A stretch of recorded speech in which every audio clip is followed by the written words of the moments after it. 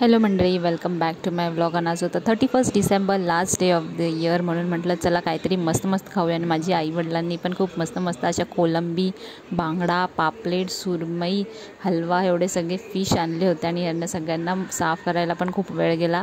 आणि आम्ही पहिले सर्व मच्छींना मसाला लावून घेतला. स्पेशली बांगड्याला खूप आधी लावला, कारण का आता आम्हाला बांगडेच खायचे. बाकी सगळे तर आम्ही ठेवून घेऊ. तिथं मी फिश करीची तयारी करते. इथं मी भात घातला आहे, मसाला लावून मी ऑलरेडी बांगड्याला ठेवला आहे, कारण का आपल्याला बांगडा फ्राय करायचा आहे. इथे मी सोल कढीची तयारी करते.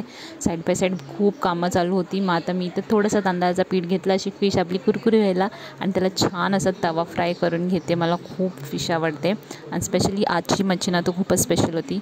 आणि तिची टेस्टच खूप मस्त होती, आणि त्याचे मसल्स होते ते पण भरपूर होते. फिश खाल्ल्यासारखी वाटली. एक तर मला काय खाल्ल्या जात नाही.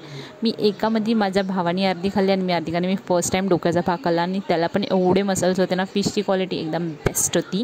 सो मस्त मजा आली खायला.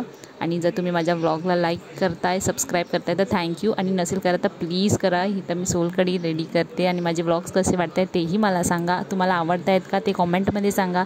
आणि प्लीज फॉलो, सबस्क्राईब आणि लाईक करायला विसरू नका.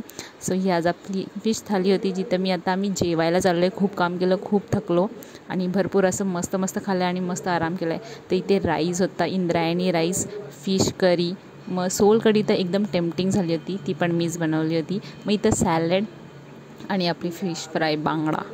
तो येस, ही आजचा मेन्यू होता आमचा 31 डिसेंबरचा, जो आम्ही घरीच मस्त असं सेलिब्रेट केलेला आहे. तुम्ही कसं तुमचा न्यू इयर सेलिब्रेट करा हे मला नक्की कॉमेंटमध्ये सांगा. चला bye bye, see you in the next vlog. Tata.